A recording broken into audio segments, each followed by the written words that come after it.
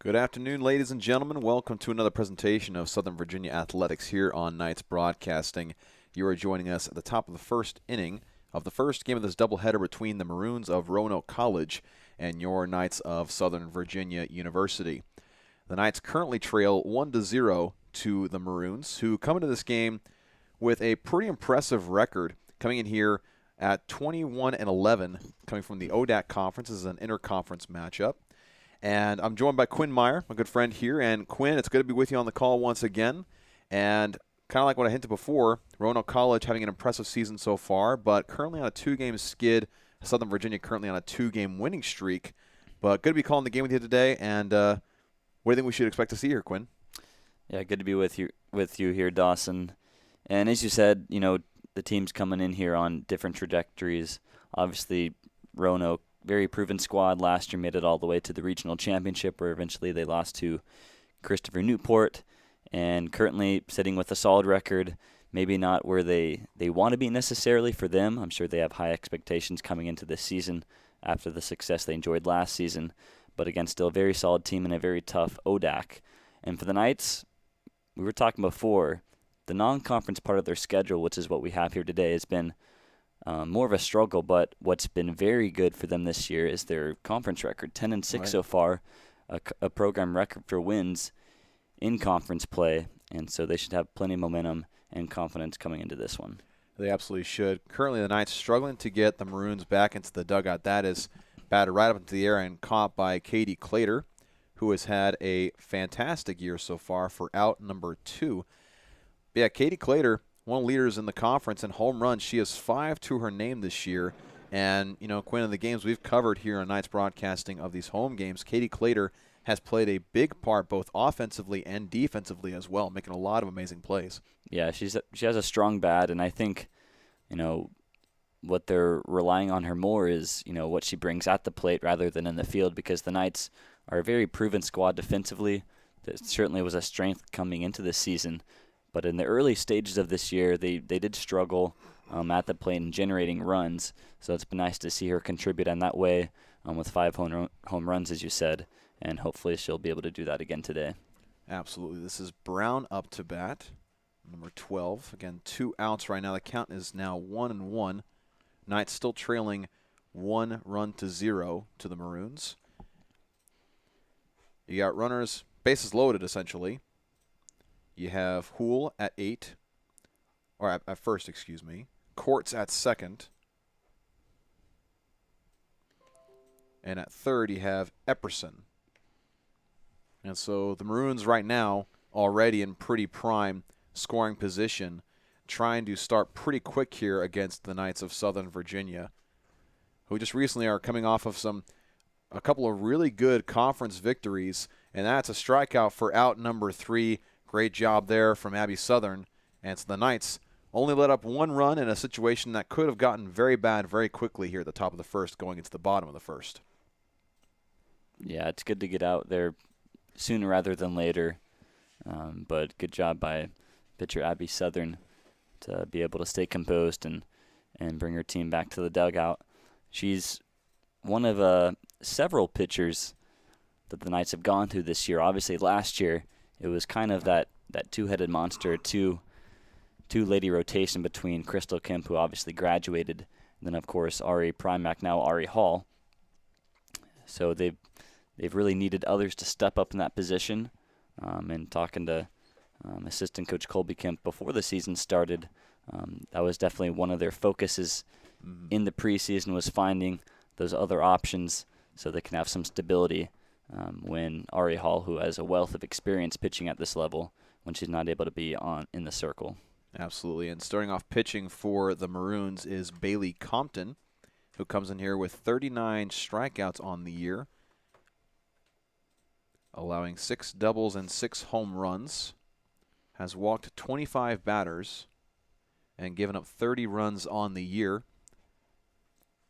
And for Southern Virginia, up to bat will be Ari Hall, who we just mentioned has been a big part of the Knights' success over the past couple of years. She'll get a chance to hopefully do some damage offensively for the Knights.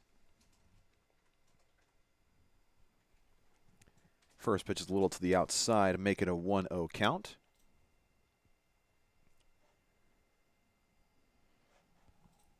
And for those just tuning in, we will have the scoreboard up and running as soon as possible. Got our great staff here working on that. That second pitch is a ball as well. Make it 2-0. That one way outside. Make it a 3-0 count for Hall. And I'd imagine on this next pitch, Ari Hall is more than content to just let it go by, possibly let the call dictate whether she walks to first or not.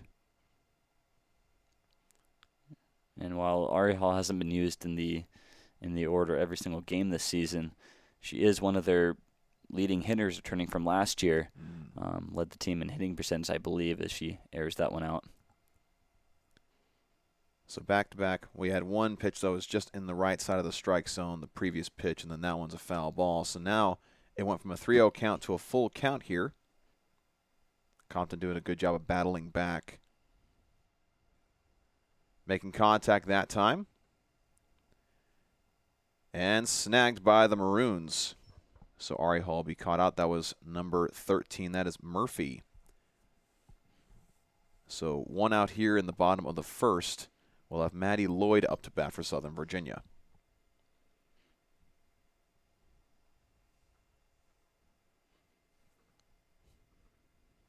Maddie Lloyd playing in right field today.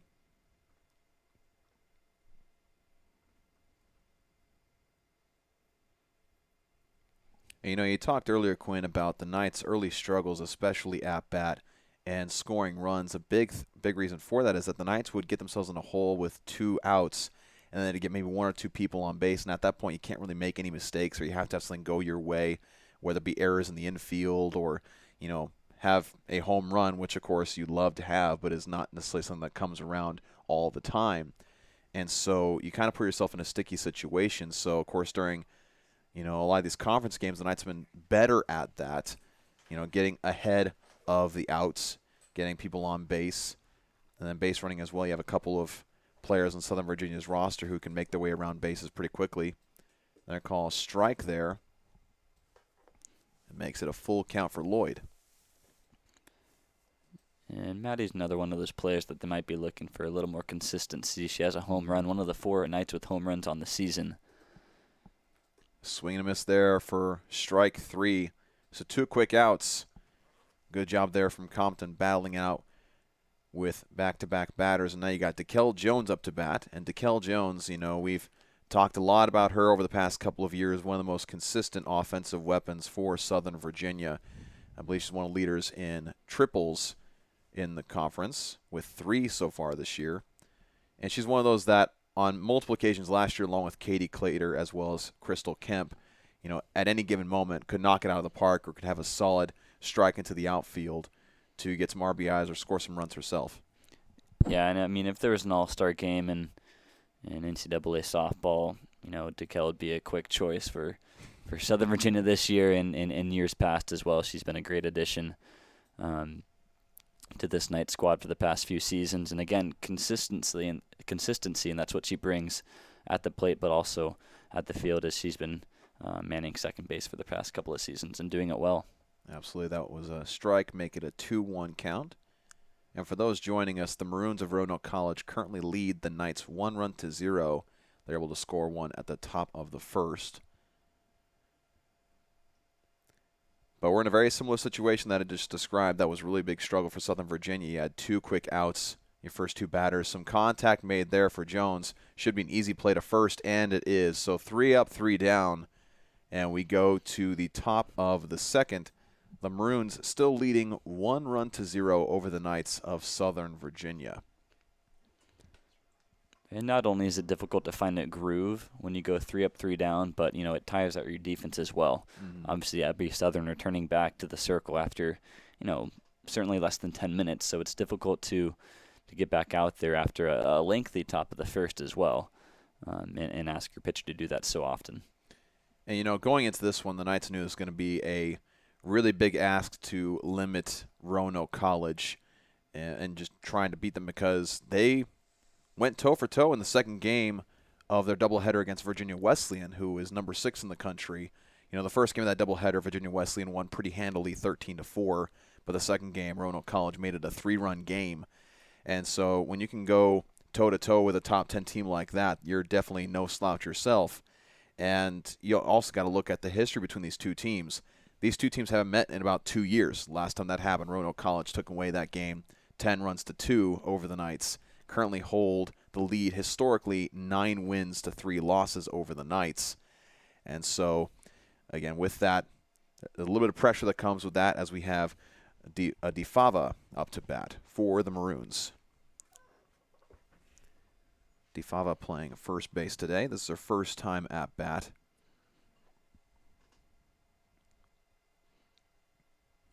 Solid contact there for foul ball.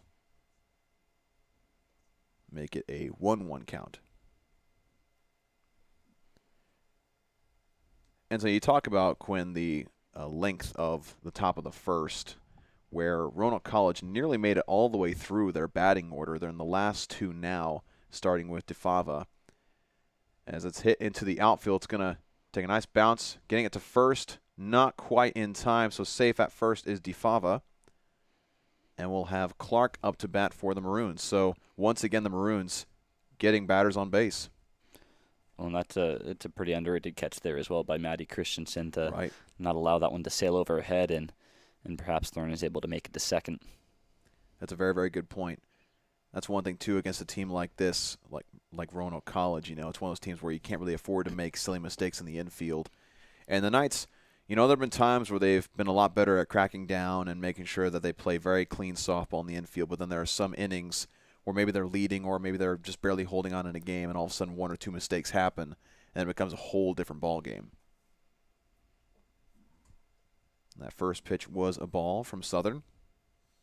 As the bunt here, it's going to be a foul ball, make it a 1-1 count. And a good job there sprinting up to the plate was DeKel Jones.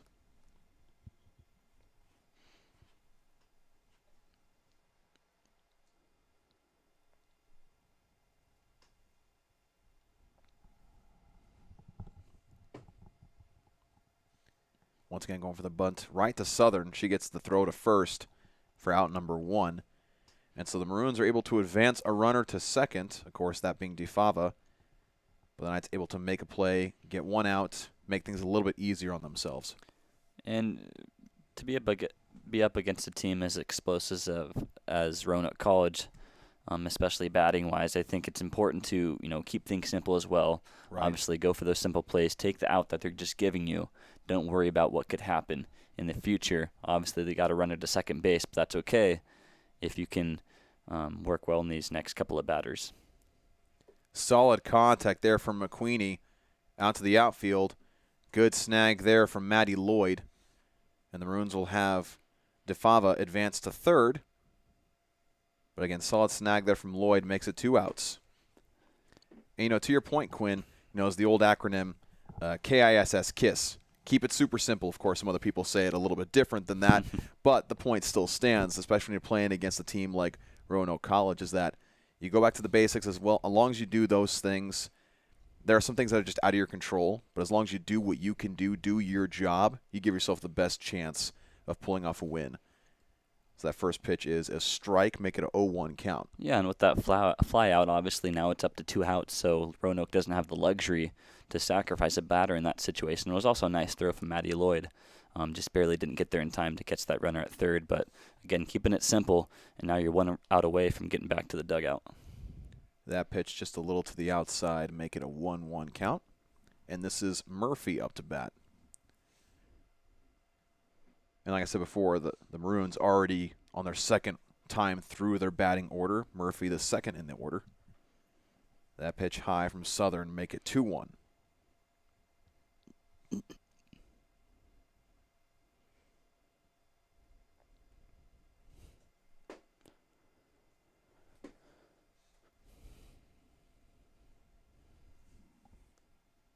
Some contact made there, make it a foul ball. So it'll be a 2-2 count.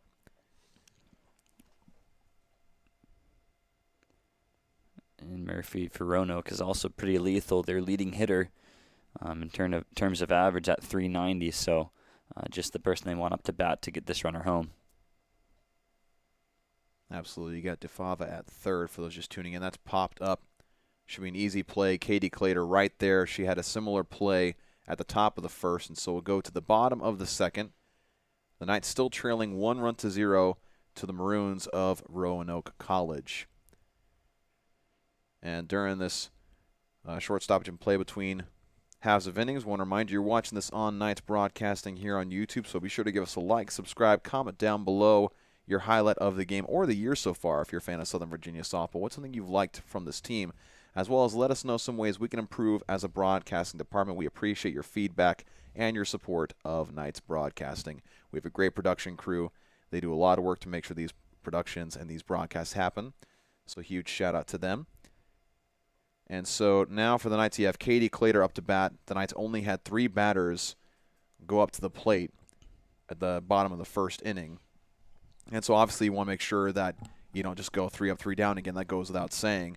But Katie Clater up to bat, I mean, you know the Maroons are keeping an eye on her because, again, we've talked about her accolades and her statistics and what she's capable of doing. And Roanoke College is very aware of that. Yeah, but then for the Knights, it's great to start off with one of your best hitters, right, to get you going in the bottom of the second. Good swing there, but it's going to miss the ball. Make it a strike 1. And I like that swing. It looked like it was right in her comfort zone. That one low to the outside.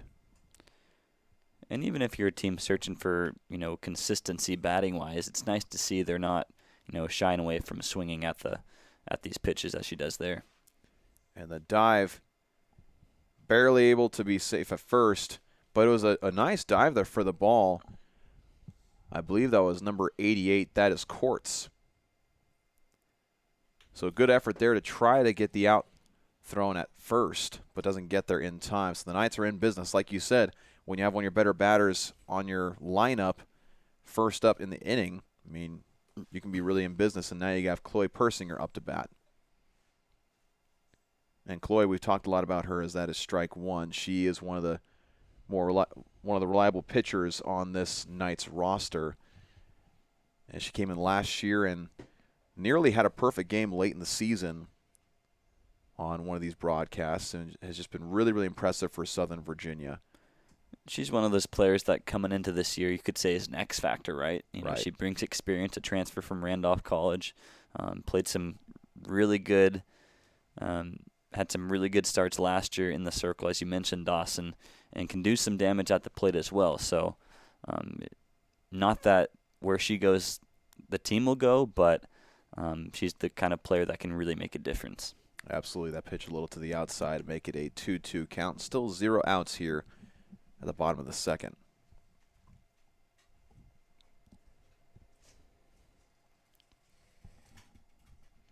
As we popped straight up in the infield, easy play there for number 12. That is Brown able to make that snag. And so Clater will stay at first. That's 1 out now with Bedell up to bat.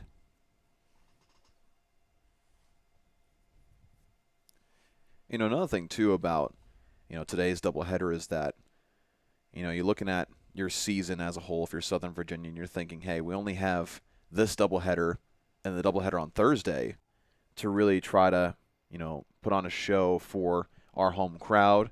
And more importantly, to build up some momentum as you go into conference tournament play. You really want to be at your best. You want to feel as confident as you have all season. And, that's coaches emphasize that. You want to be playing your best around this time so that whenever you get that bracket, whenever you get your matchups, hey, we're able to take care of business. We've worked hard all year, and, we're playing the best that we have. And that's a strikeout there for out number 2. And I'll have DeGroot up to bat.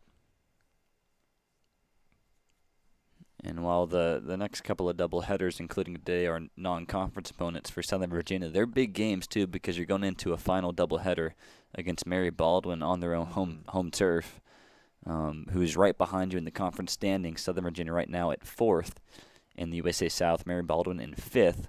So that's a series that can really, turn the tables going into the conference tournament and the seeding as Southern Virginia also, knocking on the door of second place right now. Greensboro and C. Wesleyan in second and third at 9 and 5, just ahead of them. So a big series coming up at the end of this week. That one a little to the outside from Compton.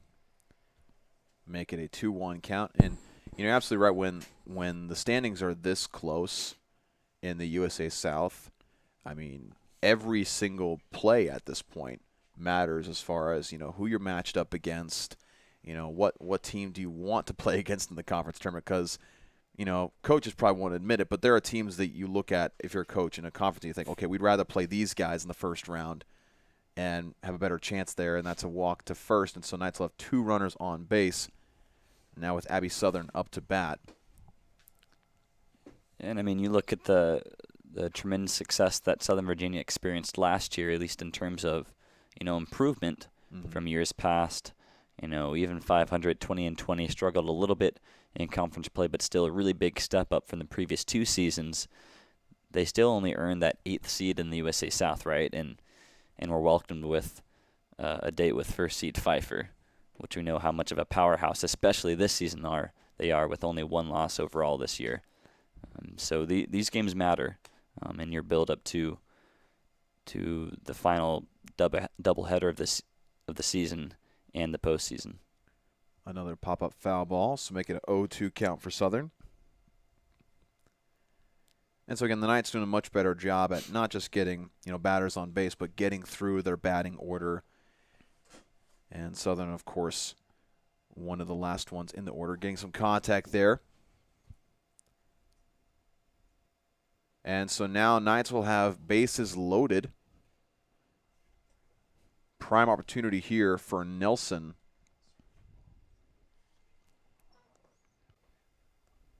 You have Southern at first. You have DeGroot at second. And Clater, who started it all off, at third. 2 outs. So the Maroons trying to do some damage control here. Close, another player that, if you're the Knights, you want to have in this kind of a situation. Obviously a big leader on defense, playing center field. But again, another really solid hitter who can do some damage. And might not, bring the home runs in, but can certainly get some runners home. Making some contact. The throw to first. And that is out number 3. And so Roanoke College doing a good job in a bases loaded situation, preventing the Knights from scoring, making sure they get, again, making the simple play, not panicking, getting the hit to third base, making the easy throw to first for us to get to the top of the third. But again, if you're Southern Virginia, you still feel pretty good about what you did there. You made some contact, you're able to move some runners on bases and everything, and so there's things in motion which you can always smile about, but now defensively you have to just do what you did the previous inning, right? You have to make sure that you don't really allow them to get anything more than maybe one person on base, which again is hard to do against a team like Roanoke College, who in many games this year has just looked like an unstoppable force. And they'll have Epperson up to bat first. And Abby Southern so far has 2 strikeouts as we go into the top of the third. And on deck for the Maroons will be Courts. And we'll see what they're able to do here against this Knights defense.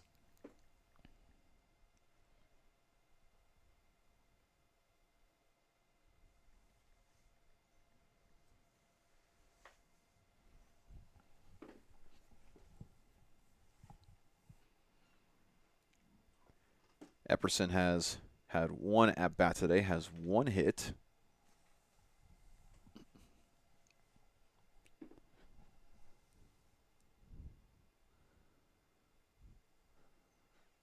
First pitch a bit to the outside for Southern. And we already talked a little bit about Abby Southern and the work that she's done in the circle, but a nice addition, add some depth at that position. But this is also a unique experience for her, I think, because she doesn't typically get the starts, but she does have 3 saves on the season, so oftentimes comes in relief of her teammates. So I think this is also a good learning experience for her, not just being able to sit back until the end of the game and watch how the batters react, but being able to get things going and get her team off on the right foot. And kind of going back to the point of, getting into conference tournament play. Sometimes you'll have situations arise where you need to put someone in that position. And so you don't want to go into the tournament and, thrust it on someone for the first time in an important game like that. And so, like you said, getting that out of the way here against a high-quality opponent like Roanoke College, is kind of like getting baptized by fire a little bit, and that's going to be hit into the outfield. It'll be a single for Epperson. So Roanoke College getting things started here once again at the top of the third with Courts up to bat. Courts has 1 RBI so far, and that is currently the only run scored in today's ball game. And her 1 hit resulted in a double last time around.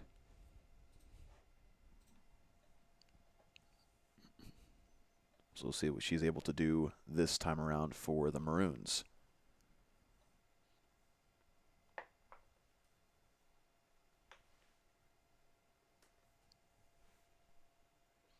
Here's pitch number 1. Bottom left part of the strike zone there. Able to sneak it in for strike 1, make it a 0-1 count.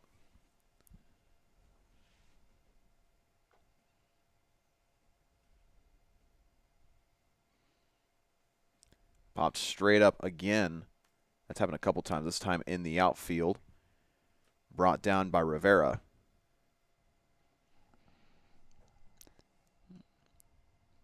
I just got a little worried with that throw back to first, as right. The runner is in the way of the throw, right, which wouldn't have been her fault, but I'm surprised they didn't opt to go to second there and just play it safe, but got the out either way, so it's a good thing. Yeah, folks, I wish you would have been able to see Quinn's reaction. Kind of held his hands up like, nope, don't let anything go wrong here. So 1 out here with Houle up to bat. She was walked last time around.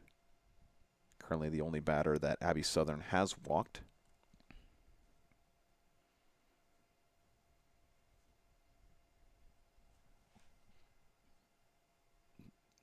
That pitch a little low, make it a 2-0 count. And we've talked about the fielding ability of Dekel Jones and Katie Clater at shortstop, Chloe Persinger at third, but also Maddie Christensen has done an excellent job at first. She's made some pretty athletic plays in the past couple of seasons, to prevent any possible errors and things from getting out of hand. So she's been a very nice addition as well to this team the past couple of seasons, and you can count on her to make a couple of show-stopping grabs at first base. Absolutely. That last pitch was in the higher portion of the strike zone. That's a foul ball. Make it a 2-2 count. So Southern has a chance here to get her 3rd strikeout of the game.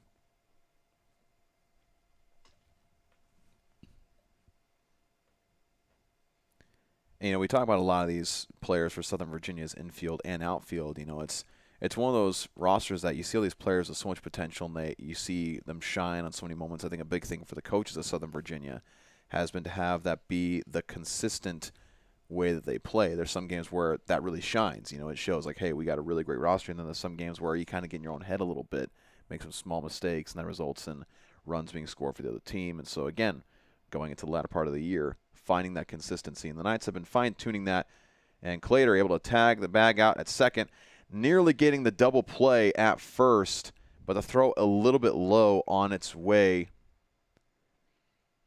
to Christensen, Maddie Christensen. And so the Knights do get the second out, unable to complete the double play, which would have been a fantastic play from Clater. We got Burns up to bat.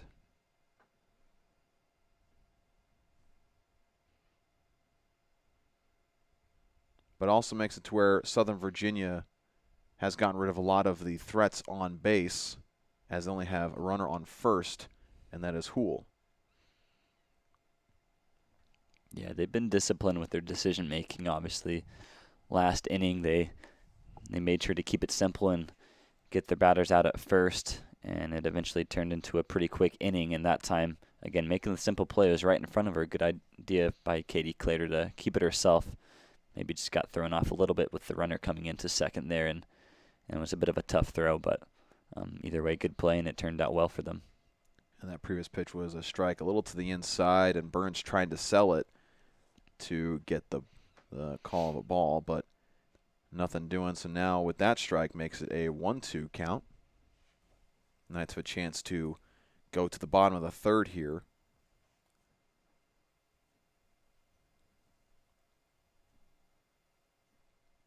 That pitch just a little high, evens it up at 2 apiece.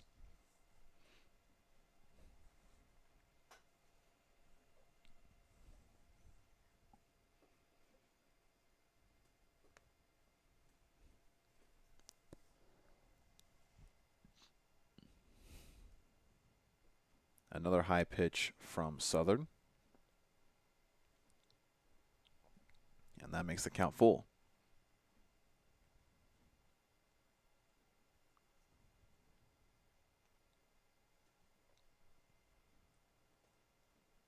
Solid contact there as that's going to go into the outfield. And a good snag there, close to the fence. The Knights faithful and, of course, players as well. Hart stopping for just a second. Of course, not wanting to give up the home run, but that's 3 outs there. The Knights once again not allowing runs scored. Now back-to-back innings against the Maroons of Roanoke College. And if you're just joining us, the Maroons had a run scored at the top of the first and currently lead 1-0. The Knights doing a pretty good job defensively to make sure that did not remain the case. But during this quick break, we want to give a shout-out to our athletic partners here at Southern Virginia University. First, we got Straws, Drinks, and Eats, a place that I personally frequent quite a bit. Cornerstone Bank, Katana Sushi and Hibachi Express, Vinyl Cuts and Gifts, River Crossing Apartments, Mill Creek Orthodontics, Grace Automotive, where Southern Virginia student and staff can receive 10% off their vehicle maintenance needs, The Beeve Sweet Souvenirs, Papa John's, locally owned and operated. And we are really grateful to these local businesses. Of course, a lot of these places are places that we can eat, which, of course, everyone loves a good treat or a good meal, and other great services as well. So if you're passing through the Southern Virginia area in Buena Vista, be sure to go stop by these businesses and pay them patronage. Owned by some great people and great products as well. And, again, Quinn, you and I, having been in Buena Vista for a couple of years now apiece, have frequented these places quite a few times and can't say enough about them. Yeah, we thank them a lot for their support and encourage you all to, whether you're passing through or you're local to the Rockbridge County area, to go on and show them your support as well. Some very good people here in this region. And so now we go to the bottom of the third. Again, the Maroons are leading 1-0. We got Ari Hall up to bat for the Knights of Southern Virginia.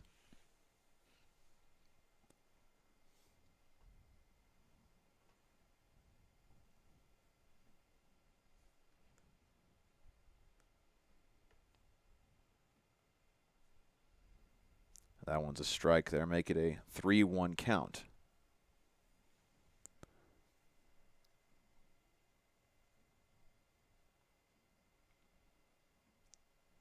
That one just on the right side of the strike zone. Now makes it a count full for Ari Hall.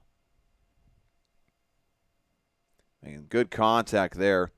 Should be an easy out at first, and it is good field work from Courts. She fumbled it at first, was able to collect it pretty quickly, so doing a good job there.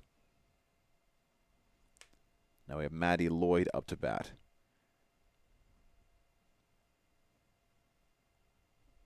So another situation where the Knights have a quick first out. Diving effort there, not able to snag it. And so it'll be a single for Maddie Lloyd. But, I mean, talk about the diving effort from Burns on that one, nearly getting underneath it. Yeah, it was a good read by her because the ump was right on top of it there on the line, so had a pretty good view of whether it was foul or fair, but pretty much a picture-perfect bunt at that time by Maddie Lloyd. And now you have DeKel Jones up to bat. Going for a bunt as well, but that'll be a foul ball.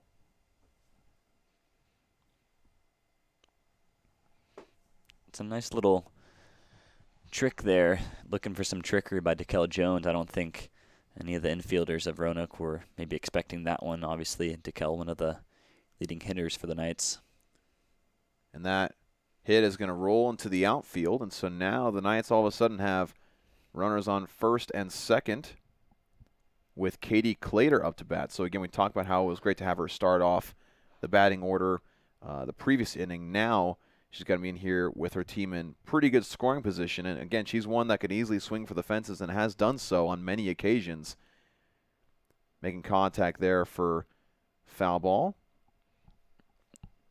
Yeah, being third up after two of your teammates get on base is certainly, it seems to take a little bit of the pressure off. You know, you feel like you're free to just swing away rather than facing the pressure of I need to get on base to allow my team a chance to get in scoring position. But we'll see what she can do here. That'll be another foul ball, make it a 0-2 count. You can tell she wasn't really feeling that swing. She was probably trying to hold it back at the last minute, not a whole lot of power behind it. But now finds herself in an 0-2 hole. That one a bit low. And the beneficial thing for Katie Clater is she is a taller player, and so when that happens, the strike zone rises a little bit and makes it to where, again, as a pitcher, you have to adjust accordingly. And a swing and a miss there for Clater. So 2 outs there. The Knights still have runners on first and second. But now you have Chloe Persinger up to bat. Unfortunate missed opportunity there for Southern Virginia. But still a chance to potentially get a run on the board. Strike there for Persinger. With that last strikeout, Compton now has 3 so far today.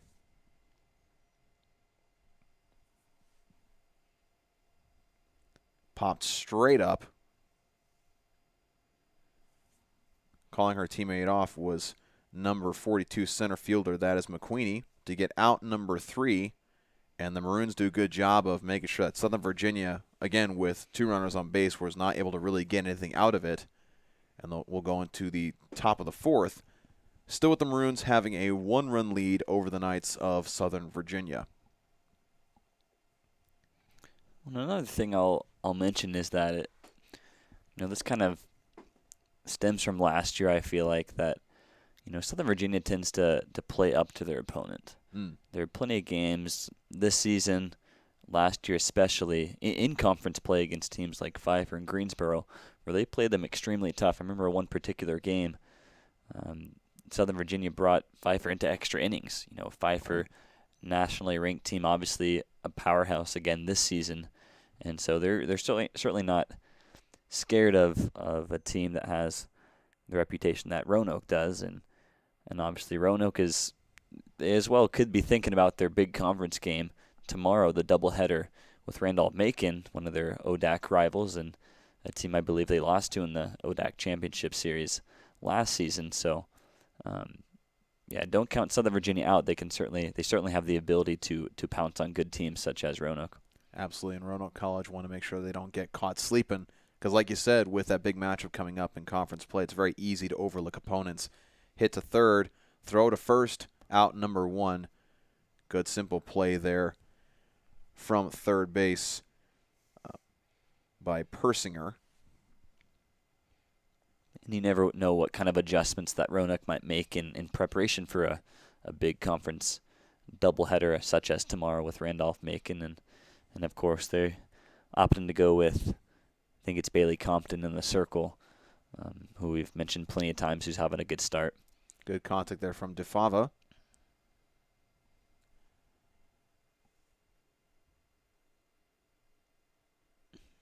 And so that'll be a single for DeFava. A long single. I think it's Maggie McRae who has an 8-2 record in the circle for Roanoke College. So we'll see if she appears in the second game or if they're just saving her arm for their big doubleheader tomorrow with Randolph-Macon. I'd imagine that is probably the case. Unless something starts to go wrong, maybe in the second game, they might turn to her and maybe later in the game. That way she doesn't get too many pitches under her belt before that matchup. Now you have Clark up to bat. Swinging at that one, evens it up at 1-1.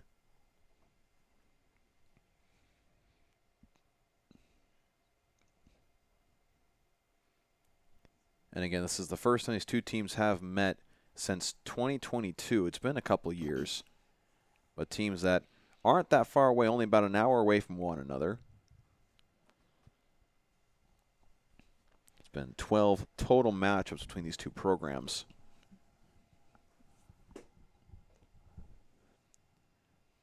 As we head to DeKel Jones, get it to first for out number 3. So the Knights doing, once again, a good job at limiting Roanoke College offensively. And I mentioned the history between these two teams. The last time Southern Virginia defeated the Maroons was back in 2019 by a score of 8-6. That was, the doubleheader on that day. That was March 22nd, 2019. They won the first game 8-6 and then won the second game 7-3. And so able to get back-to-back victories in that doubleheader over the Maroons. Since then, the Knights have not been able to get the best of them. They played once a doubleheader in 2021, again in 2022. But for the most part, it's been Roanoke College dominating this back-and-forth rivalry that it has been for the past couple of years. And so once again, I want to remind you, you're watching this on Knights Broadcasting here on YouTube. Be sure to give us a like, subscribe, comment down below what your highlight of the game has been so far, and be sure to let us know how we as Knights Broadcasting can improve this product, this broadcast presentation for you, the viewer. We appreciate your feedback and your support of Knights Broadcasting. Up to bat first will be Bedell for Southern Virginia. She's been struck out once. This is her second at-bat, and Bedell is doing catching duties today, as she usually does. A little confusion between the Roanoke College dugout and the umpire here. Umpire's coming to talk to Compton. Looking at the ball.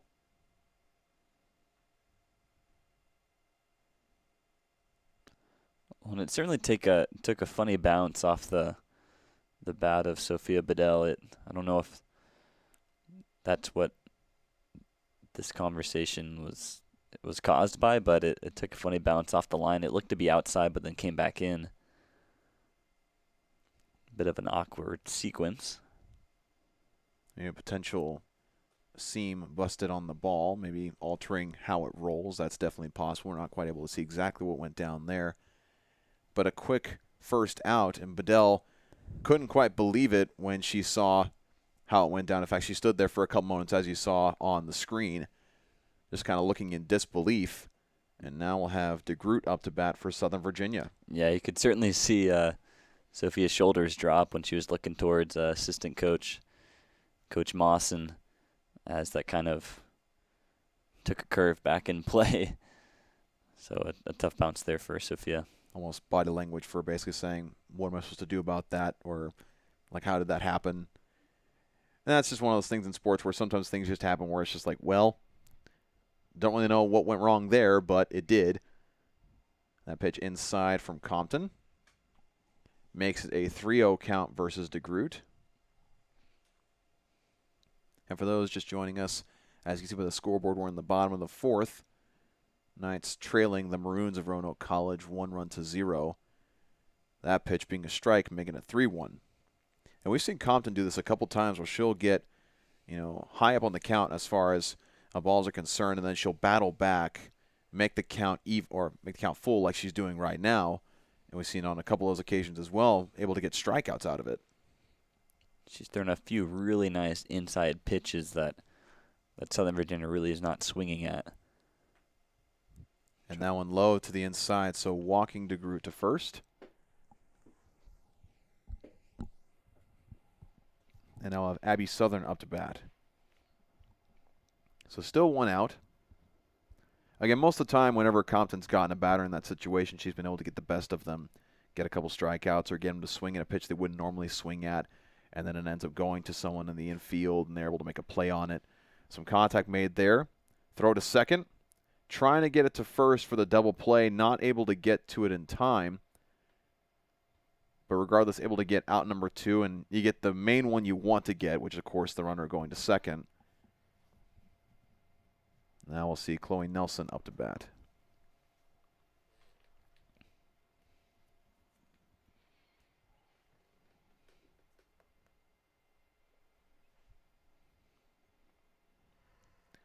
That one's popped up into center field.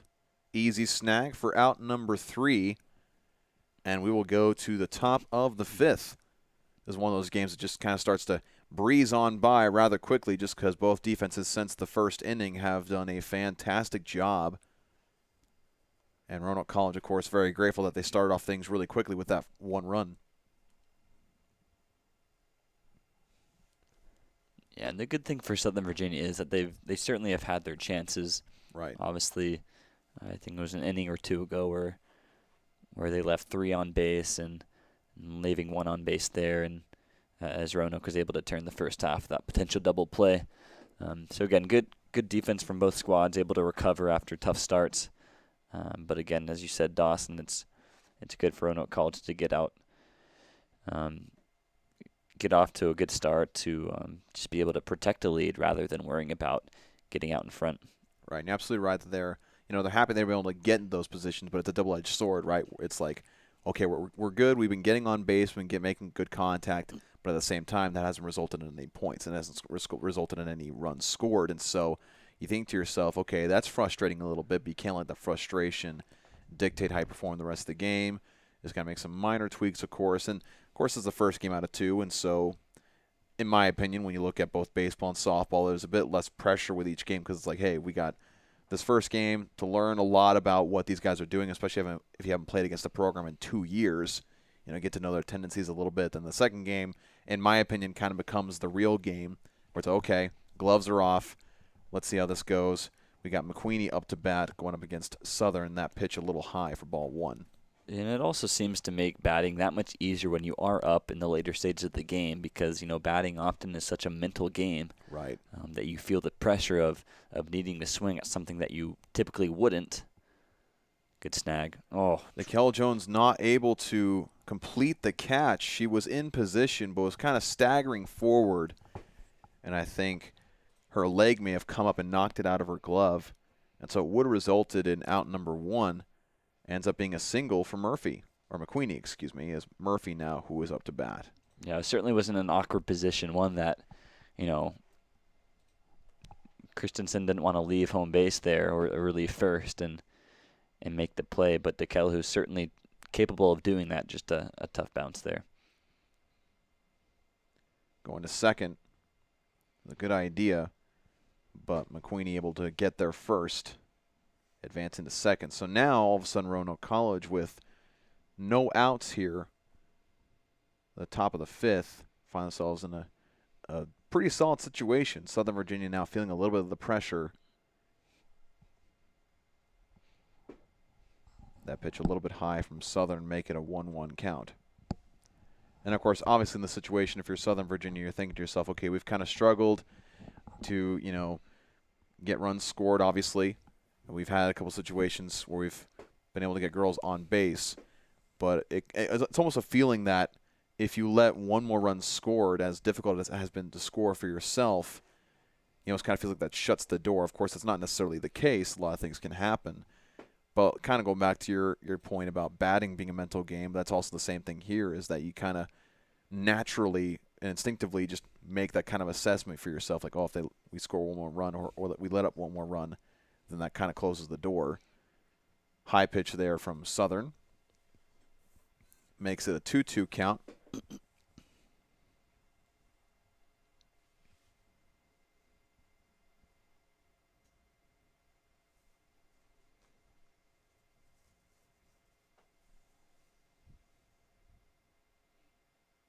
Making contact there. Jones gets it to first. And stretching out for the snag. Fantastic job. That time for Christensen. And so they will have McQueenie advance to third. But the Knights able to get out number 1. And that's another one of those, acrobatic catches that we talked about earlier, Dawson, by Christensen. Able to get that glove far out to, record that out quicker before the base runner possibly gets there. They might be discussing if her foot was off the bag or not. And I believe they are discussing that, but I think also the coach came out to make a correction or a change in the batting lineup because we have Epperson now up to bat. Maybe clearing up some confusion because in the lineup they had Rivera third in the batting order, and so I think maybe changing something up in that way. But you are right, Quinn. They were also making an indication to make sure they both agreed that McQueenie was safe at third.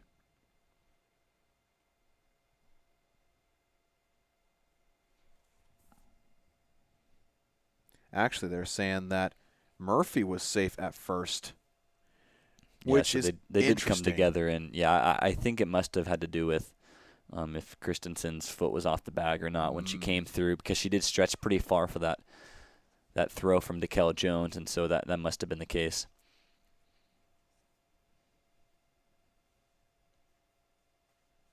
Making good contact there for foul ball.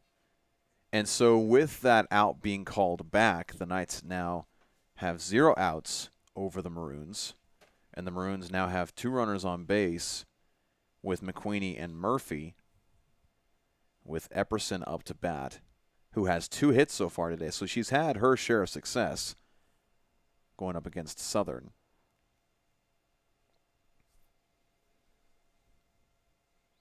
That pitch a little high. And we see Bedell tempting the idea of throwing it to third, trying to keep McQueenie in place.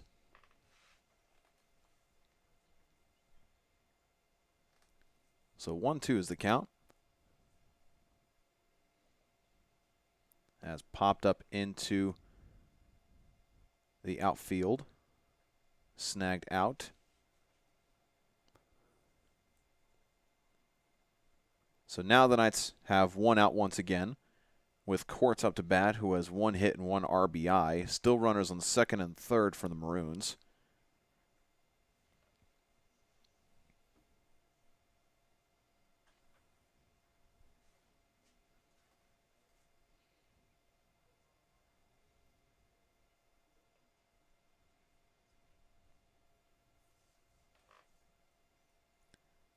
Solid swing there, but that's going to be a foul ball, fortunately for Southern Virginia, because Courts let that one rip.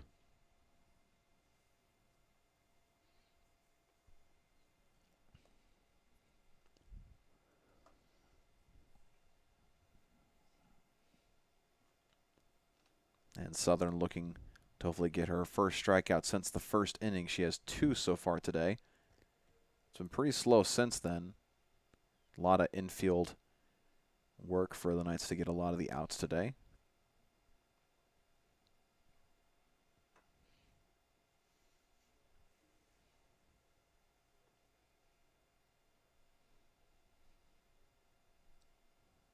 High pitch from Southern. Make it a 2-1 count.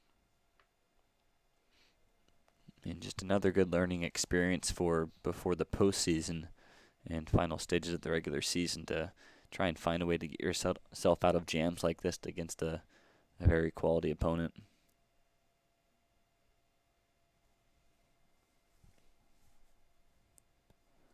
Another pitch high and to the left. Make it a 3-1 count. We've seen a higher percentage of high pitches from Southern over the past couple of innings.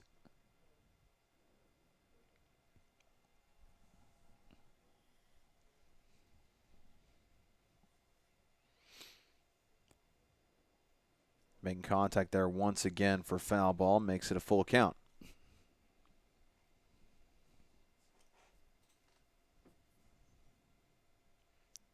It's good for Southern to get out of that spot of 3 balls and 1 strike now. Doesn't give the batters much freedom to just let it swing, although there is only 1 out. Another high pitch from Southern, so now bases loaded for the Maroons. We'll have Houle up to bat. Houle has been walked once.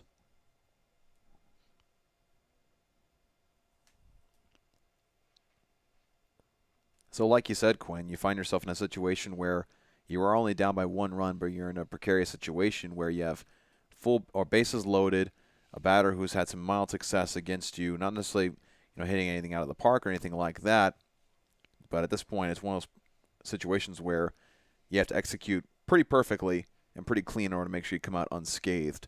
which the Knights have come through in situations like this in the past, this year especially. So it's not out of the realm of possibility.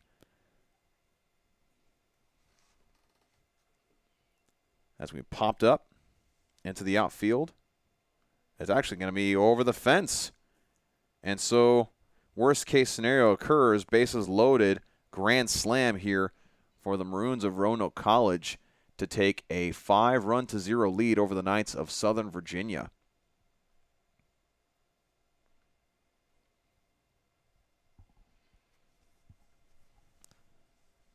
It seemed like she got a lot more underneath it than we had previously thought. I thought it was going to be popped up more into mid-center field and maybe be a potential snag for Southern Virginia, but I guess had a lot more power behind it than we gave it credit for. Yeah, and we have the same view as you all do at home, as we're commentating this one from inside the broadcast room. But yeah, she certainly did get a lot under it and cleared the fence by about 20, 25, 30 feet it seemed like. So just an absolute missile right down the middle. And as you said, Dawson, pretty much the worst case scenario, especially after the last 3 innings you played defensively were completely sound.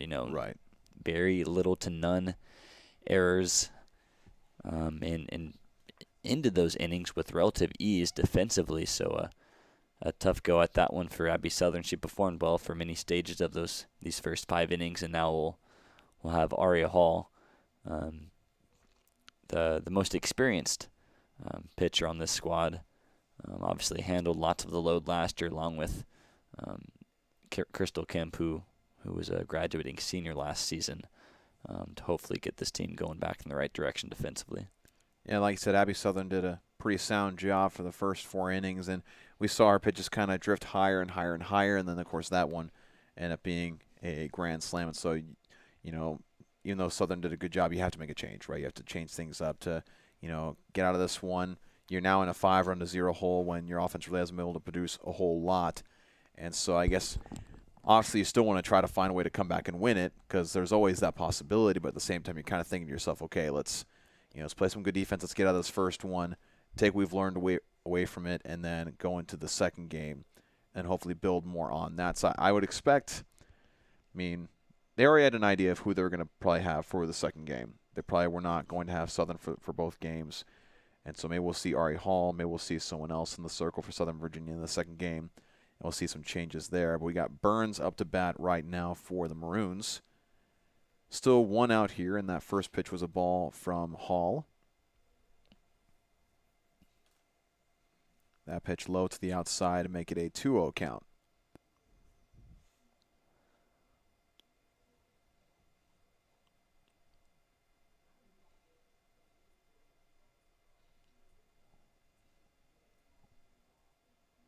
Making contact there, getting past third base, and rolls into the outfield.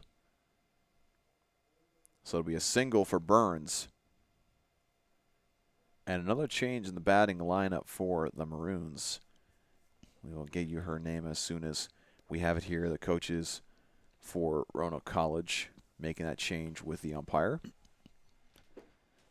And certainly the Roanoke coaches are keeping in mind the big doubleheader that we've already mentioned a couple of times tomorrow against Randolph-Macon for Roanoke College, and they certainly want to be perhaps stretching the bench a little bit, the dugout, in preparation for that, and give some other players some good experience and opportunity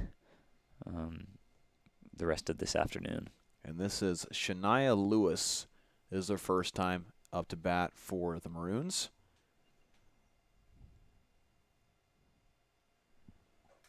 That first pitch is a strike, make it a 0-1 count.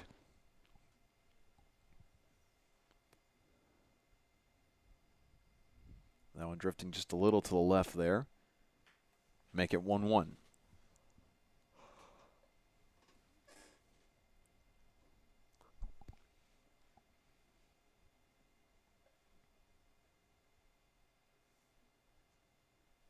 Swinging at that one is Lewis, makes it a 1-2 count.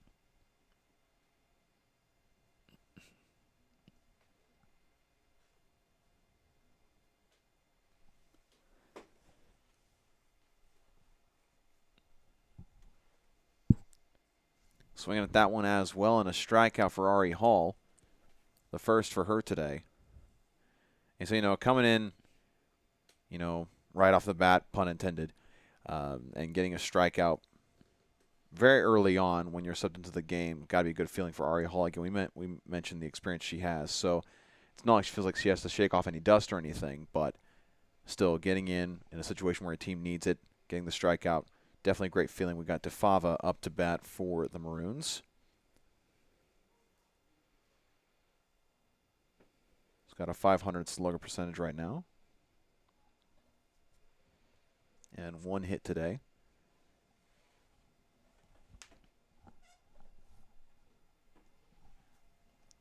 Last pitch makes it a 1-1 count.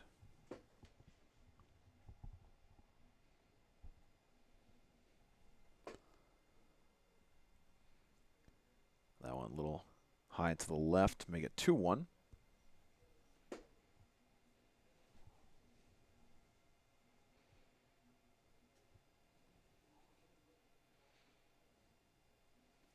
Low to the outside makes it 3-1.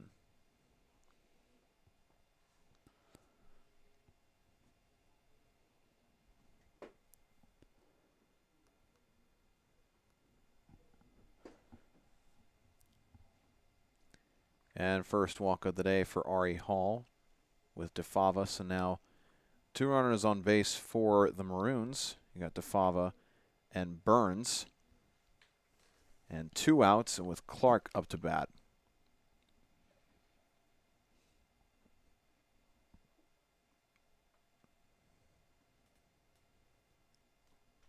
And so, Quinn, we've talked about both these teams having pretty important, very important actually, conference matchups looming over them in their schedule. And so, in that way of thinking, obviously you don't necessarily tell your team this if you're a coach, but if you are a coach, are you kind of thinking of this as sort of like a scrimmage situation? Obviously, it'll go into your regular season, win-loss record, but you're kind of thinking of it as a chance to just kind of like figure some things out against a team that doesn't really affect your conference standings. Is that kind of how you're thinking about it? Or because to me, I feel like that's how I would approach it. That's a good question, Dawson. I think both coaches have thought about that, considering,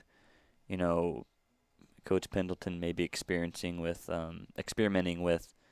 Abby Southern starting, right, rather than her coming in relief, and then of course Roanoke making all sorts of changes to their batting order. So I'd say that they're certainly thinking about that, and especially with non-conference doubleheaders late in the season, you're going to try and see what works best for you heading into the postseason, which both of these teams certainly headed in that direction within their respective conferences. So it's a good question, and it certainly seems that way, Dawson. Last pitch making it a 2-2 count. Still runners on first and second for the Maroons, and 2 outs. Foul ball there keeps it at 2-2. And like you said, experimenting with batting order, experimenting with pitching, figuring out some things that work. And, of course, the risk that you run there is if someone is in sort of a groove at their position, you try to switch things up. Do you kind of throw off that groove? Do you throw off their momentum? And obviously they're not going to go to that extent with games like this. And that's a foul ball down the first base line.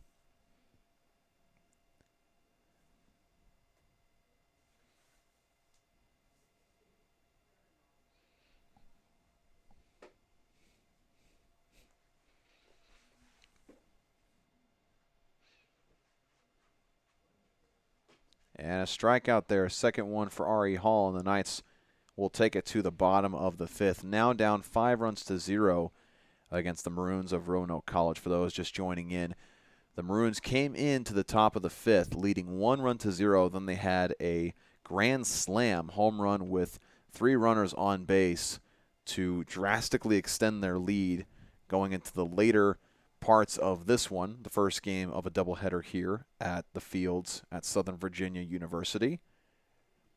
We appreciate those who have been tuning in and those who maybe are just tuning in.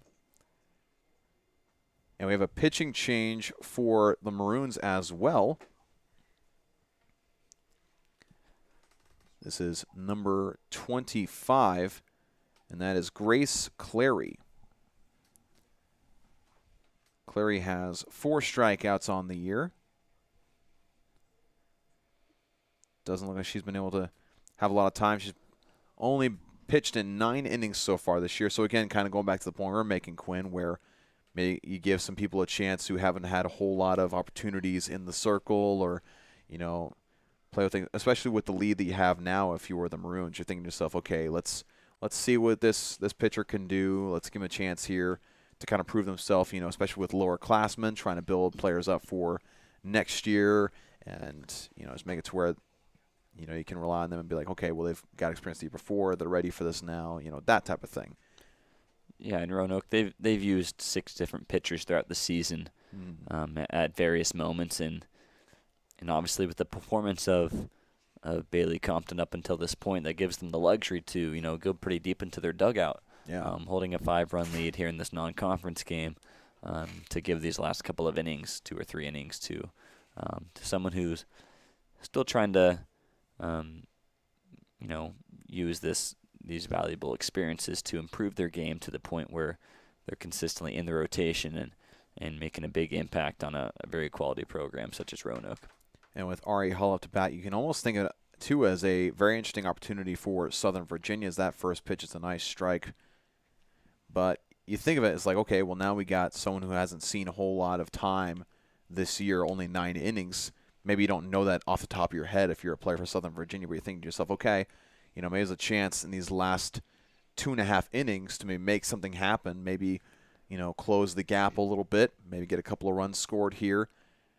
Maybe we get our own offense into a little bit of momentum. So who knows what they're able to do going up against a new pitcher in this situation.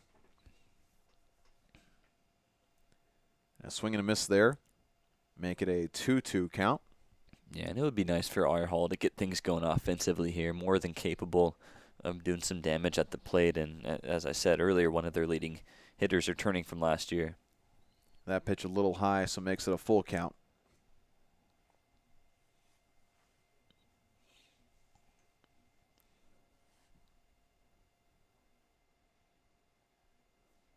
Pitch inside, and so Ari Hall able to walk to first, and like I said, Quinn, kind of get things started for you. And then Maddie Lloyd up to bat.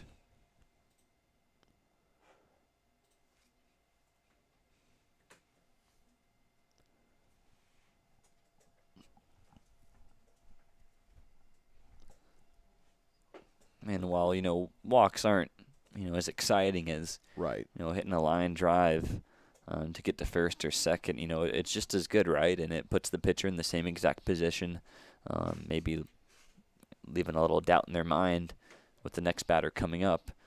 So an excellent start for Ari Hall. And she's one of those players who she's smart and disciplined and knows what's hers, what's not at the plate, and did a good job of fighting off 2 strikes there. And a bunt here from Lloyd.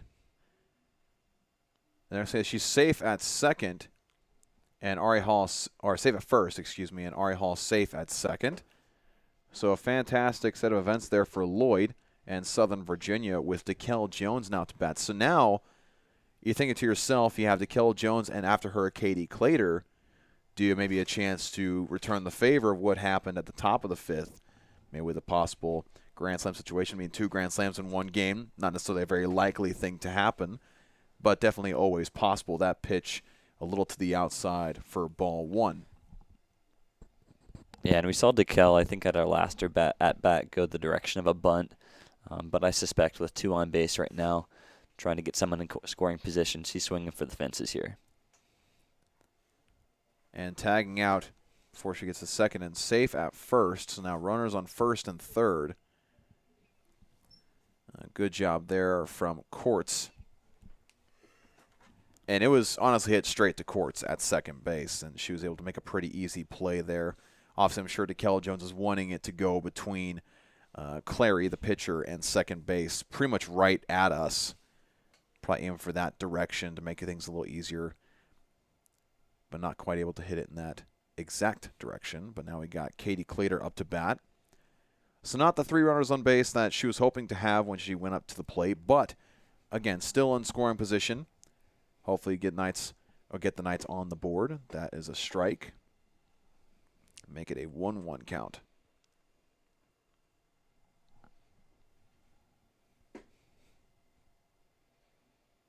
Making contact, foul ball.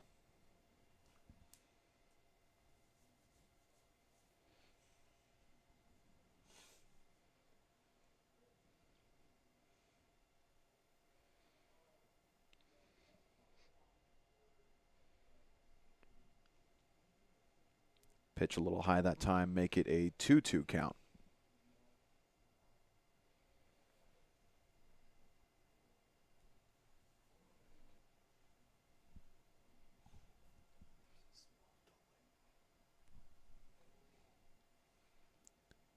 And that pitch making it a full count.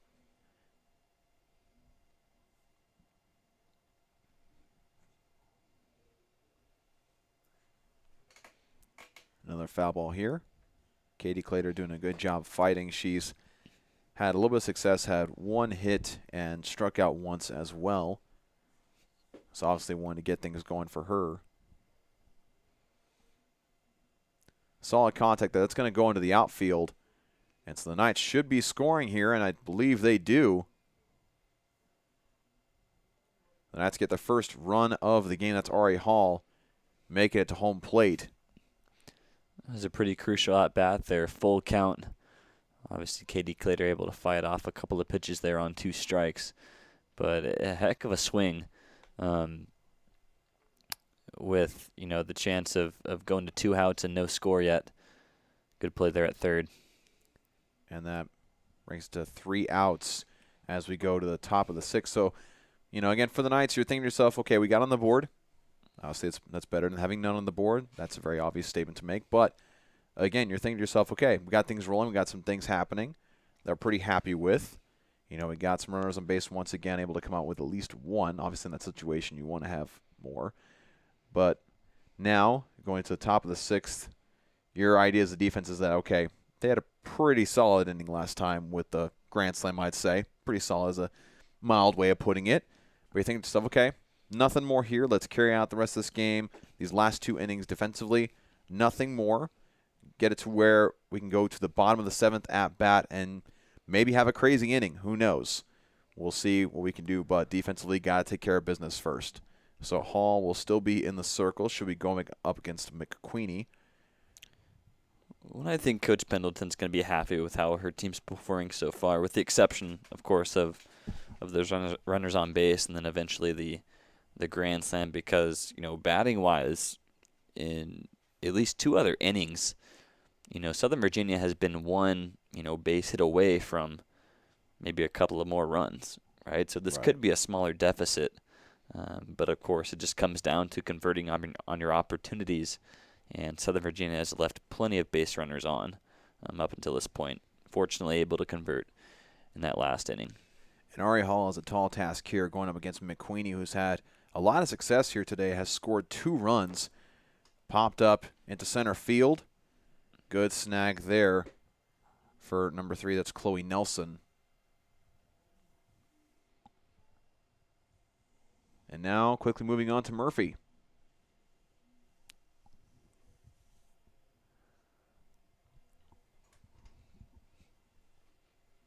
Sometimes it's kind of a funny thing where you build up a match between 2 players and then it's over relatively quickly. The build-up you do as a commentator doesn't always pan out how you think it will. But good work there for Southern Virginia, able to get a quick first out. The first pitch is a ball. Foul ball there, making a 1-1 count.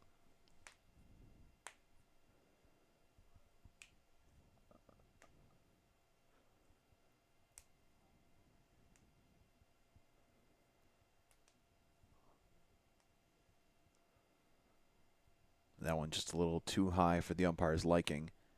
Make it 2-1.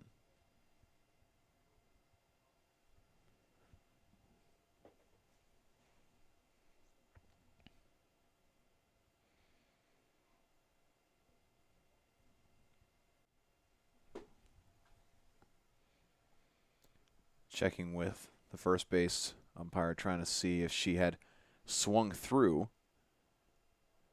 That makes it a 3-1 count, even though the one looked like it might have been inside enough the strike zone. That's going to be a foul ball again.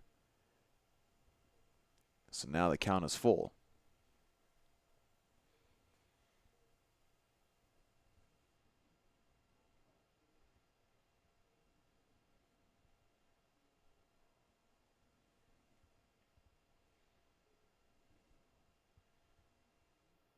Making contact again. Nice catch there for DeKell Jones for out number 2. And now we'll see Epperson up to bat.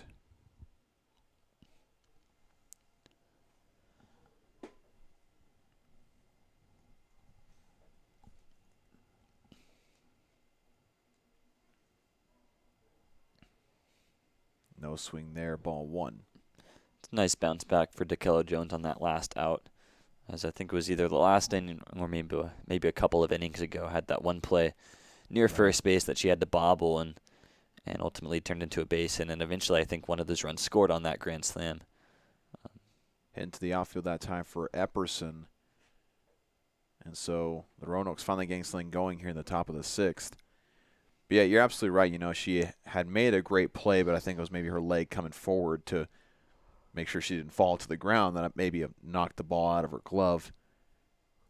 So like you said, kind of sometimes you need to make plays for yourself as an athlete to kind of reaffirm, like, I can make plays that, you know, I've practiced all the time to make these. And should be an easy out at first. Tagged out for out number 3. Now we go to the bottom of the 6th. So the Knights doing a good job of not letting up any runs there. Now, of course, offensively we want to pick things up. Now only down by 4 runs compared to the 5 that were after Roanoke College got that grand slam. And it seems to be a theme this year, Dawson, where, you know, in a little bit last year as well for Southern Virginia, but, you know, they play excellent defense and, you know, be very consistent through, you know, 4 or 5 or even 6 innings. But it's just that one inning where, you know, the one base hit or one error kind of, you know, spurs on the opposing team to a big scoring inning, and that's exactly what's happened here. Fortunately, just a non-conference matchup, but certainly one part of Southern Virginia's game that they're going to want to clean up. But it honestly just seems to be a matter of, you know, staying mentally sharp when it gets difficult. Obviously, they're in need of a pitching change at that point. Abby Southern had played well, but seemed a little bit fatigued. So staying sharp through all 7 innings is going to be key as we get towards the postseason. You know, that's one of the most difficult things to do in sports at any level, is to play a complete game, right? You know, there's always one thing that tends to go wrong in any sport, whether it be like in basketball, you may have shot pretty well, maybe you committed a lot of turnovers, or maybe you didn't rebound as well, or football, you know, you allowed too many passing yards or too many penalties, right? There's always something that goes wrong. And so a big challenge for a lot of teams is to find that one thing that tends to trip you up consistently and find ways to eliminate that. And, of course, that's obviously easier said than done for a lot of coaches out there at any level. And that, of course, is why, you know, for baseball, softball, throwing a perfect game is just so coveted because, you know, things went your way. Not only did you play well, but things went your way. You got those bounces that you needed. But the test is, when you don't get those bounces, how do you respond to it? Right. Can you come back and not let it affect yourself and your team in that way, because it doesn't have to. But of course, you know, wild things happen in sports, and that's why it's such a mental game as well. Absolutely. It's now a 2-2 count for Bedell, and, you know, going back to the idea of, you know, pitching a perfect game, it's hit into the infield. A little trouble fielding it at first. Safe at first is Bedell. Fantastic work there. But again, going back to the idea of a perfect game, like, there's a reason why whenever someone has one of those in baseball or softball, it's a major headline when you open up your ESPN app, right? It's like, oh, this person pitched a perfect game. Maybe you, as someone who frequents the app a lot, thinks to yourself, oh, another one, right? It's kind of old news now that someone gets a perfect game, but it's a headline for a reason, because it's so difficult to do. And like you said, so many things have to happen in order for that to be the case. But now you have DeGroot up to bat for Southern Virginia, runner on first, and 0 outs. So again, the Knights trying to fight back And late in this one, try to make this a tighter game. This is Clary's first time going against DeGroot. Again, Clary coming in favor of Compton, who pitched the majority of the game. DeGroot's been one of those important freshman additions to the squad this year. So he swings on one there. Looking for a double play. Going to be safe at first. I think was trying to avoid the first baseman there as she was making her way to first. Kind of tiptoeing a little bit. Not really sure exactly what happened there. A couple of stutter steps, yeah. Yeah. But the out at second. Well, and a tough play there on the double, but back to my point about DeGroot being a valuable addition this year. She leads the team in batting average and is, definitely held her own in her first year of collegiate softball. 26 hits to her name, and as well as 6 doubles, and 4 runs for herself. Yeah, DeGroot at first, and I believe it was actually Jessica Jones who was the one thrown out at second. She had subbed into bat, and so we'll have Autry, number 4 for Southern Virginia, up to bat. That being Kayla Autry. So much like Roanoke College, the Knights doing a little bit of changes in their batting lineup, trying to get some players some at-bat experience. Attempted bunt here for Autry is going to be a foul ball. Make it a 0-2 count. I think Kimball Jones is in there for the Knights in place of Emmeline DeGroot at first base. Throwing a pinch runner in there.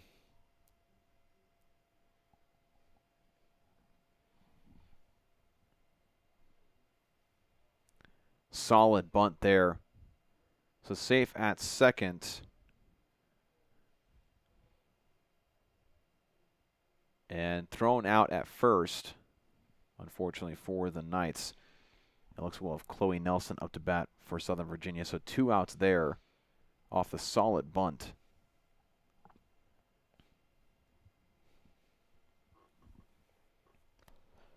And we'll see with it being, later in a non-conference matchup if Coach Pendleton gives the green light for some of her base runners to have a go at it. Kimball Jones now at second. Yeah, indeed, taking some risks. Because, again, in a game like this that's non-conference, doesn't affect your conference rankings and how you line up at the end of the year, Obviously, winning this game, you want to win the game, obviously, but it's not as important to the overall success of your season. And so you're thinking to yourself, okay, what things can we get away with? What things can we try out, maybe test out some things, so maybe in a game that really does matter, we can, pull that out of our back pocket and see if it works. Foul ball here down the first base line. And Southern Virginia, they've never been shy of, sending their runners home. Right. So the fact that Jones is now at second base, certainly she's going to be keeping an eye on Coach Pendleton at third there. Indeed, just waiting for that signal. Looks like a conversation happening here between the coaches of Roanoke College and the infield.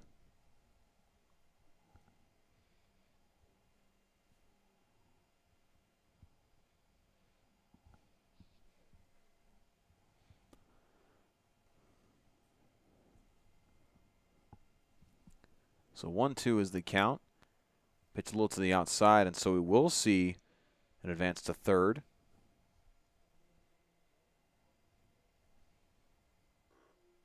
For Kimball Jones. So pretty much exactly how you explained it, Quinn. Might see a potential sign to try to steal home here if it's a wild pitch and it gets behind the catcher. That one's not going to be the case. That one a bit inside, so makes it a full count. It's good patience from Chloe Nelson. She's had a couple of chances to send her teammates home, so I'm sure she's chomping at the bit right now to get one in there. A low strike call there for strike 3. That's probably the lowest strike call we've seen all game long. Very interesting timing of that as well as we move to the top of the 7th. But of course, for Chloe Nelson, she's watching that. She's thinking it's a ball all the way, which I feel like a lot of us, both watching and in attendance down the field, are thinking. It looks like that one seemed to float a little bit more and stayed higher up, I guess. And, we've seen Grace Clary and also Compton, who started for Roanoke College, able to drop some balls into the lower portion of the strike zone. And it's that one, if I was in Chloe's shoes, I certainly would have thought that would end up a little bit lower for that fourth ball. And Bell, of course, doing a good job of quickly moving her glove up at least a teeny bit to make sure that, a lot of times catchers will do that, try to pull a fast one on the umpire, and, sometimes it works, sometimes they know better. In fact, they always know better, but it's always hard to distinguish when that is actually happening. But we're now into the final inning of the first game of this doubleheader.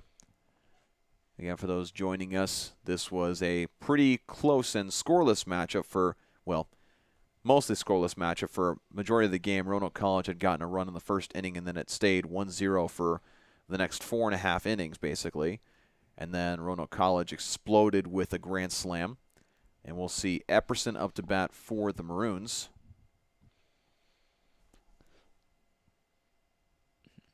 Southern Virginia with mostly the same team out there. Of course, the infield stays the same, but then, of course, Kayla Autry, who came into bat in the last inning, is out there in left field. Solid contact there. Winding up for the throw to first. Out at first by the skin of their teeth. Once again, stretching out to get that snag. And that was actually Houle who was batting just then, so Roanoke College still making some small changes in their batting lineup, and this is Vaughn, number 17, up to bat for the Maroons.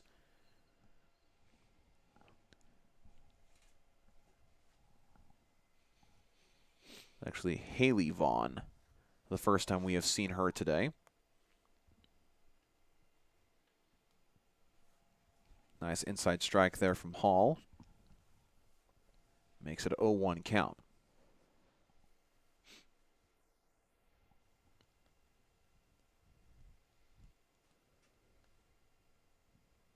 Making contact there, getting into the outfield.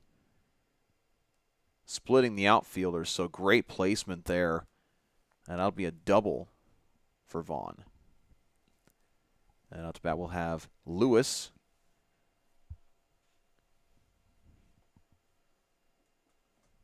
Some more conversation happening with the umpire. Pointing to something around the third baseline.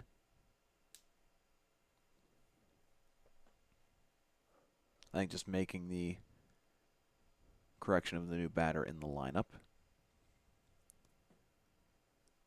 Which is interesting because Lewis was up to bat in this part of the lineup last time around.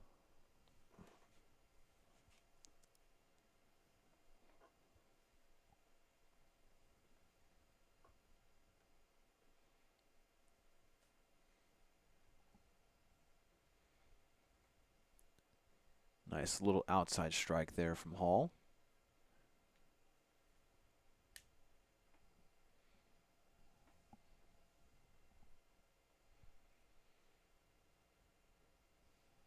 Making contact, foul ball, make it a 0-2 count.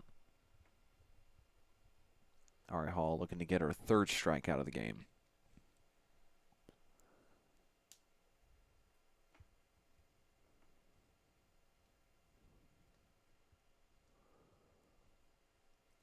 Pitch a little high there. Now 1-2. And, of course, you got to watch out for those bunts down that right line or those little skippers towards the first baseman. That could really throw things off for the infielders with a runner at second. And swinging for strike number 3. So Ari Hall does indeed get her third strikeout. So 2 outs now in the top of the 7th. And I believe we'll see another change here. We'll wait to see the name of, this is number 30. for Roanoke College. Name is Brooklyn Gunter.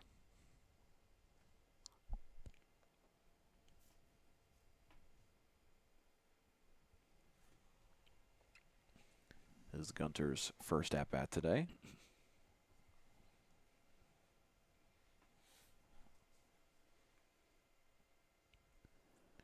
Taking a big swing there.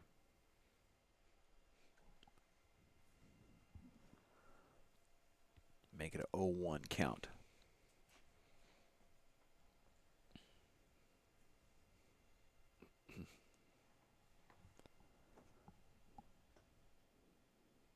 We have Carson Michaels on deck for the Maroons.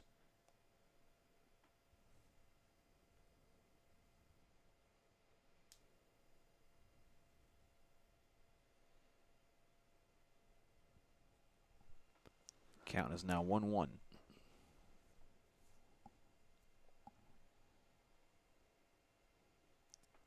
Making good contact there. Picked up at third.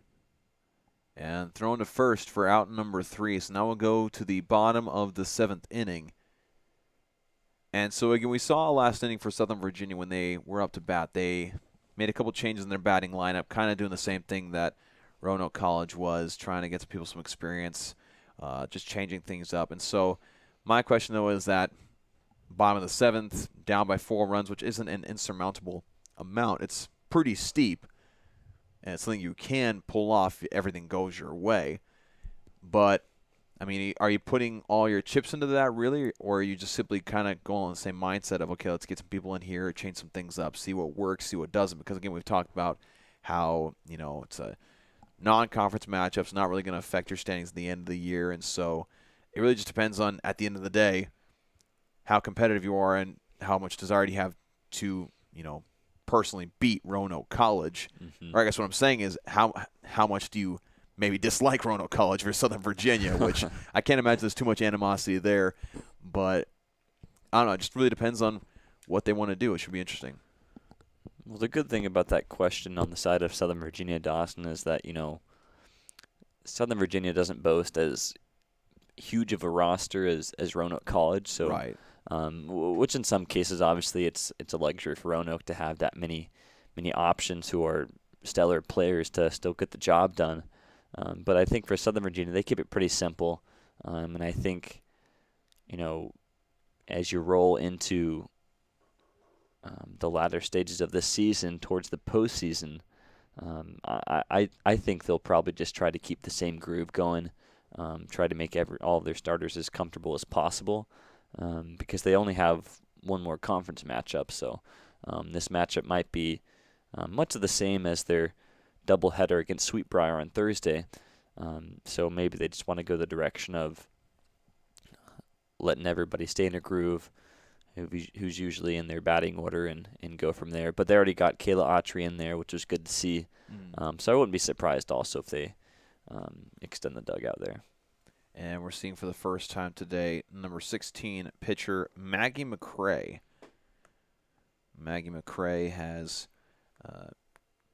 pitched in 50 innings so far, so much more experienced pitcher than we saw with Grace Clary for the past couple innings. She boasts 73 strikeouts on the year. She leads the team in that category. And so, of course, I'm assuming the idea is, you know, let her close out the game, you know, make things easier on the infield, and then carry over to the second one. And, again, just kind of maybe think about what we've been talking about. This is a chance you try to, you know, make a little bit of a comeback here at the very tail end of the game. And that one right down the middle for a strike, so immediately trying to impose her will. Yeah, it's a good point, Dawson. They could be telling themselves that let's get this, you know, thing finished as quick as possible to move on to the second game and use as little energy as possible. It's out there, throw to first for out number 1. That's Ari Hall thrown out at first. We got Maddie Lloyd up to bat. Because, you know, McCray was one that we thought we might not see at any point in this doubleheader, at least in the circle. So it's a good thought that, you know, they want to get things done with here and move on to the next, and preserve as much energy as possible for their really important doubleheader tomorrow. Yeah, I imagine this would probably be the only time we see her here today, unless, of course, a similar situation plays out in the second game of this doubleheader, and then maybe she comes in the last inning of that too. But again, like you said, trying to limit what she has to do. She's going to field it, takes her time, throws it to first for out number 2. And this is going exactly how they would want to. Right. Only thrown 5 pitches so far and thrown out at first pretty smoothly there. So good few pitches here for Maggie McCray. And now we got DeKell Jones up to bat for the Knights, trying to make at least a little bit of something happen before the end of this one. That one right down the middle, fastball there from McCray. Probably one of the fastest pitches we've seen so far today. And just a lot of confidence behind her pitch.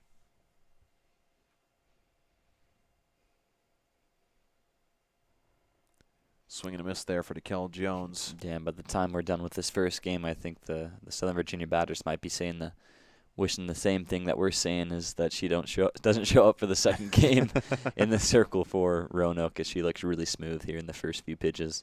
I mean, you have 73 strikeouts throughout the year. I mean, you think at some point you develop some sense of confidence in what you're doing, and that's certainly the case for McCray here so far. That last pitch being a little to the outside, make it a 1-2 count.